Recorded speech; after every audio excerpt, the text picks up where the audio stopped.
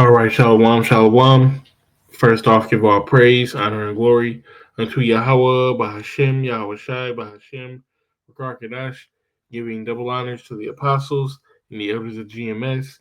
Salutes and honors to the elect, all the brothers across the four corners who are enduring in truth and sincerity, all the women and men who follow. This is the brother Kratazah from the GMS Nebraska camp, coming back at you with another lesson through the spirit and power of Yahweh Bashem Yahushai. This lesson being entitled Strive for Truth unto Death, and the Lord shall fight for thee. All right. And of course, this is coming from, Sirach 4 and 28. I got this scripture and I wanted to, pair with this article and short video. I'm not going to play the audio, for copyright reasons, but for fair use. But Lord's word is edifying. So let's hop into the video real quick, and like I said, I'll go ahead and I'll narrate it. It says archaeologists in northern Iraq, chilling sight, a vast military camp seemingly frozen in time. Skeletal remains of soldiers litter the ground. Weapons lay scattered, abandoned, mid-battle. This is no ordinary battlefield. Okay, notice the formation. The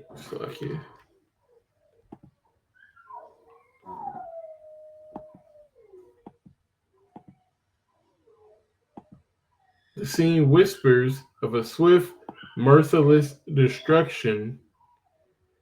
Could this be the aftermath of the Assyrian camp decimated by an angel? The Bible tells us of such an event.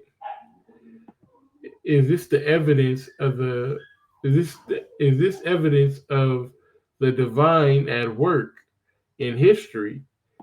The site, once a bustling Assyrian encampment, is now a silent testament to a brutal event. The sand, once stained with crimson, now holds only fragmented bone and scattered pottery. What terror befell these hardened warriors? The lack of visible wounds on the skeletons deepens the mystery. Were they struck down by an unseen force? Was it a plague of biblical proportions? The eerie silence of the desert amplifies the questions. Each artifact unearthed, each bone carefully lifted adds to the intrigue. The archaeologists work with reverence and excitement. They are piecing together a puzzle lost for millennia. This is more than just a dig. It's a window into a moment of divine intervention, right? So y'all bear with me. I got some pups in there. They're kind of going nuts, but Lord as well, is edifying. So we have this website, Patterns of Evidence, and it's dated 6/28/24, so almost a year ago, right? It says the Syrian camp found from biblical battle fought 2,700 years ago. It says the Assyrian military camp uncovered a newly discovered archaeological site in Israel may provide evidence of the miraculous account given in three separate books of the Bible, where an angel of the Lord wiped out 185,000 Assyrian soldiers besieging Jerusalem in answer to King Hezekiah's prayer. Stephen Compton, an independent scholar specializing in Near Eastern archaeology, used a modern mapping technique to locate ancient Israel it's like ancient Assyrian military camps from 700 BC. The discoveries revealed a string of campaign sites for the invasion of Judah that led right to the city of Jerusalem, where a confrontation of biblical proportions took place. Now, let's get a quick precept. This is Revelations 12 and 16. It says, "And the earth helped the woman, and the earth opened up her mouth and swallowed up the flood which the dragon cast out of his mouth." Now, that flood is all the lies, right? But the earth helping the woman is these archaeological sites, these archaeological digs. These people are looking into what the scriptures are saying, and it's being proven that the scriptures are true, right? So when you hear something like this, that they're digging up bones, and hundreds of thousands of bones, and there's not a like an entry when it's not a broken bone. There's no uh signs of a struggle or anything like that. It's just 180,000, you know, bones and scattered weapons and things of that nature. So something happened, and it must have happened, in a flash, but they can't explain it. The scriptures explain it. The scriptures don't specifically say what happened. So matter of fact, let's just get the scripture. It's in 2 Kings 19, and I'm gonna start at 32. All right, it says, "Therefore, thus saith the Lord power concerning the king of Assyria: He shall not come into this city, nor shoot an arrow there, nor come before it with shield, nor cast a bank against it. By the way that he came, by the same shall he return, and shall not come into this city, saith the Lord. For I will defend this city to save it, for my own sake and for my servant David's sake." And it came to pass that night that the angel of the Lord went out and smote the camp of the Assyrians, and 185,000, right, smote the camp of the Assyrians at 185,000. And when they arose early in the morning, behold, they were all dead corpses. So Sennacherib, king of Assyria, departed and returned and dwelt at Nineveh. So he got the fuck out of there. The Lord made a statement. Now, it's been proven that this was an Assyrian encampment. Going back to the video, it gave kind of a brief snippet.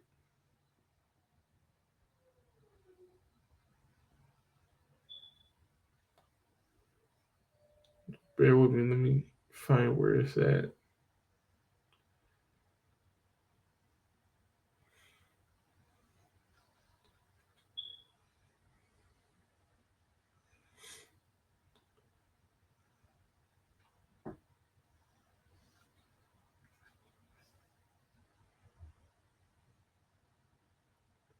Dang.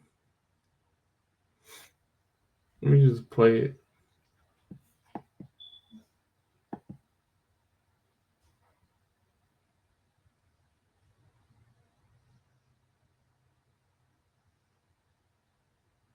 There we go. So, and this is one of the things that they used to get the proof. They said that it was an oval shaped in Syrian, it was an oval shaped encampment, right? And the Romans always used like a rectangular, a rectangular encampment, and it was always written that the Assyrians used an oval shaped encampment.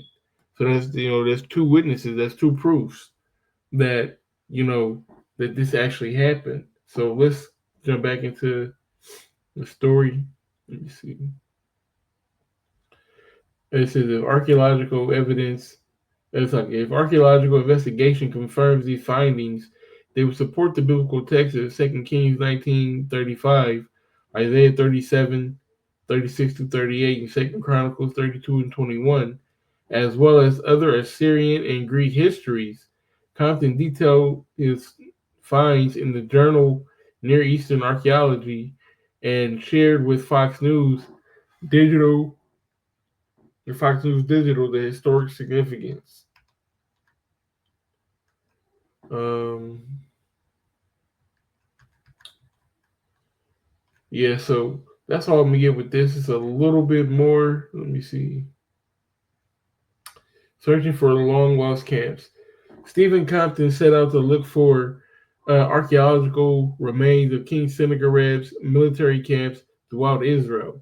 He began his investigation with Lachish, a city located 42 miles southwest of Jerusalem, one of the important cities that Sennacherib conquered, which is mentioned in the Bible as well as in Assyrian documents, is Lachish, said Compton. So, of course, the scriptures speak about it, but the Assyrians themselves wrote about it. Again, having two witnesses is double proof that it is what it is and that the scriptures are true. It says on the wall of Sennacherib's palace, he, we kind of jumping forward. Um, on the wall of Sennacherib's palace, he had a relief depicting in stone carving the conquest of the city of Lachish, explained Compton. On one side of the carving was his military camp, which was a large oval. The carving showed how the Assyrian military bases were laid out around the city, right? So that's why I mentioned that oval shaped encampment, and that's how they found the bones, and the scattered weapons laying down in that oval shape. So this should be a faith booster.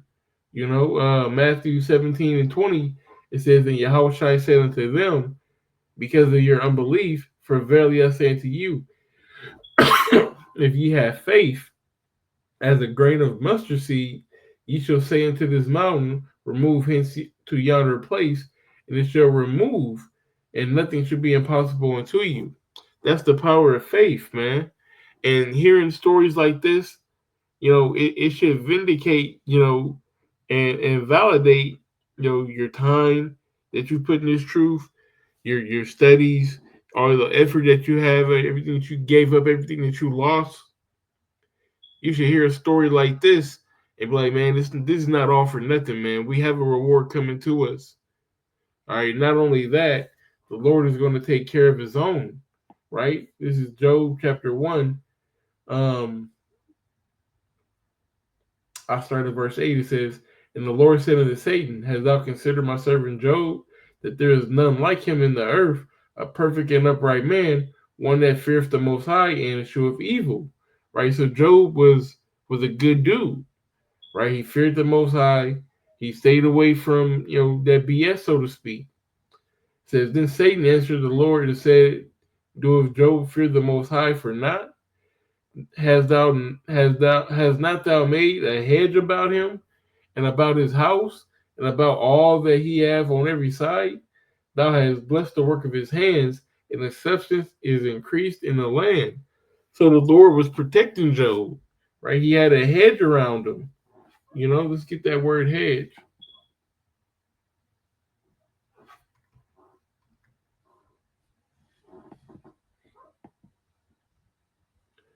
Right, this is a strong 7753. Shawak. It says to hedge, to fence, or about, to fence about, to hedge, right? So just an encampment, a formation, a protection, a restraint, a fence. You have a privacy fence, nobody can see inside your yard. Or even a regular fence, it's a barrier. The Lord had a barrier between Job and the outside world. So that's why Job at that time was being very prosperous, right? Because he was doing the things that was pleasing unto the Most High, and the Most High saved him. Going back to the original scripture, strive for truth unto death, and the Lord shall fight for you. Right? The Lord shall fight for thee. So as long as we're doing the things that we need to be doing, the Lord is going to fight for us. All right, the victory is already won. The battle hasn't started, but the victory is already won. The kingdom is already prepared, right? That's what the scripture says. The kingdom is already prepared. Let me see.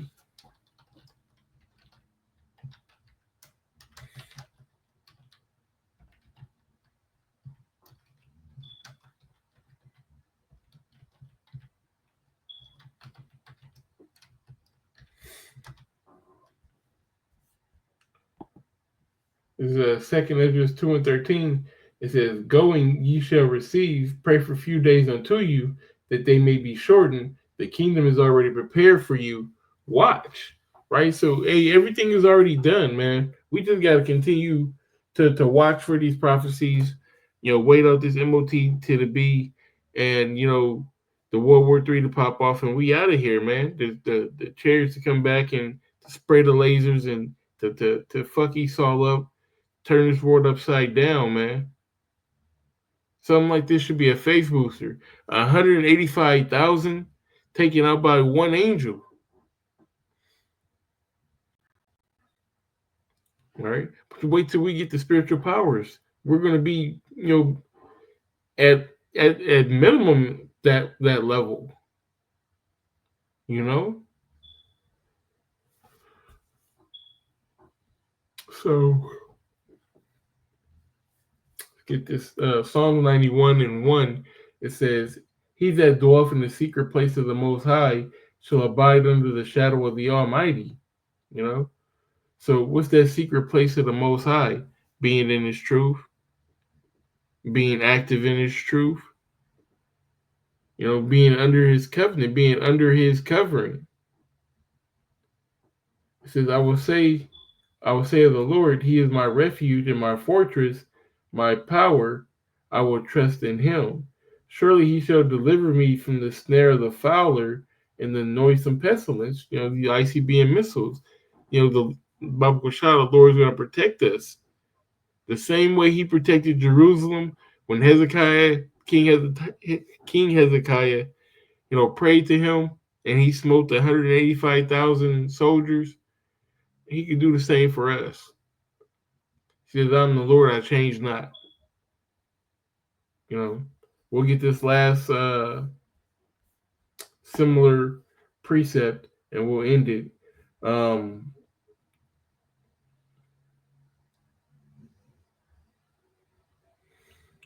me see. We'll start here. 2 Kings 6 and 11 says, "Therefore the heart of the king of Assyria was sore troubled for this thing." Right? They found out that Elisha was, giving their intel up, through the spirit and power of Yahweh Shem Yahushai to the king of Israel. Right? So it says, and he said unto them, "Will ye not show me?" Salakia.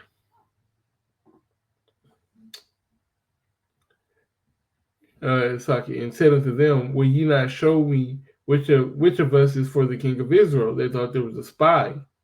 And one of his servants said, "None, my lord, O king. But Elisha, the prophet that is in Israel, tells the king of Israel the words that thou speakest in thy bedchamber." And he said, "Go and spy where he is, that I may send and fetch him." And it was told him, saying, "Behold, he is in Dothan." Therefore sent he thither horses and chariots and a great host, and they came by night and compassed about the city. So they totally surrounded the city. And when the servant of the man of the Most High was risen early and gone forth, behold, an host compassed the city, both with horses and chariots. And his servants said unto him, "Alas, master, how shall we do?" So just imagine you wake up in the morning and your whole city is surrounded by an army. You know what's going down. All right, they ain't come here to play spades with you. Right? They came down here to burn it down. Like Seth freaking Rollins. Burn it down. It's an inside joke. But yeah, they came to cause destruction. So this is why, he's kind of tripping, right? Verse 16 says, and he answered, fear not, for they that be with us are more than they that be with them. And Elisha prayed and said, Lord, I pray thee, open his eyes that he may see. And the Lord opened the eyes of the young man, and he saw, and behold, the mountain was full of horses and chariots of fire round about Elisha. So the angels was already encamped around about. All right, and the angels are still encamped around about. If they can kill 185,000 in that day or back then, what makes you think that they can't do that same thing today? But we got to be worthy, man.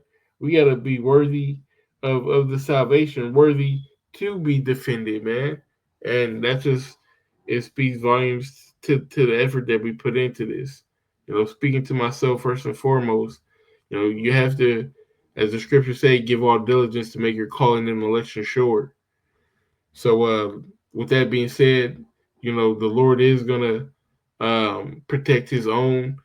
The Lord is going to defend Israel. All right, the Lord's going to come back and lay this place flat.